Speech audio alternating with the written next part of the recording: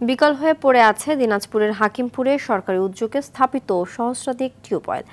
কোনো কোনো স্থানে ঘটেছে চুরির ঘটনাও। এসব বিষয়ে অজানা উপজেলা প্রশাসনের, তবে মেরামতের জন্য কেউ সহযোগিতা চাইলে ব্যবস্থা নেওয়া হবে বলে জানালেন উপজেলা নির্বাহী কর্মকর্তা।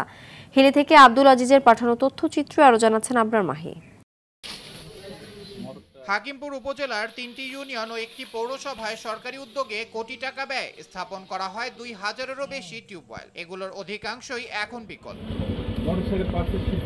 উপজেলা জনস্বাস্থ্য দপ্তরে বারবার অভিযোগ করা হলেও সাড়া পাওয়া যায়নি বলে অভিযোগ স্থানীয় ও পথচারীদের। টিউবওয়েলটা ছিল সরকারি টিউবওয়েল, আমাদের মুক্তবের এখানে উজু টুজু করার জন্য ছাত্ররা লেখাপড়া করতো। এই টিউবওয়েলটা নাই, আর চুরি হয়ে গেছে। টিউবওয়েলটা এখানে ছিল, আমরা কাপড় চোপড় ধুতাম বা পানি টানি খাতাম।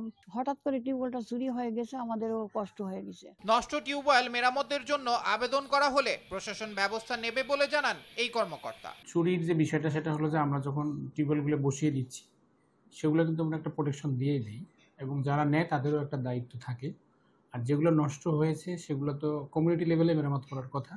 তারপরে যদি মেরামত করতে না পারে বা আমাদের কাছে এসে যদি তারা বলে যে মেরামত করে দেওয়ার জন্য, আমরা জনস্বাস্থ্য প্রকৌশল অধিদপ্তরের মাধ্যমে মেরামত করার ব্যবস্থা নেব। টিউবওয়েলগুলো মেরামত এবং চুরি ঠেকাতে দ্রুত প্রয়োজনীয় পদক্ষেপ চান হাকিমপুরবাসী।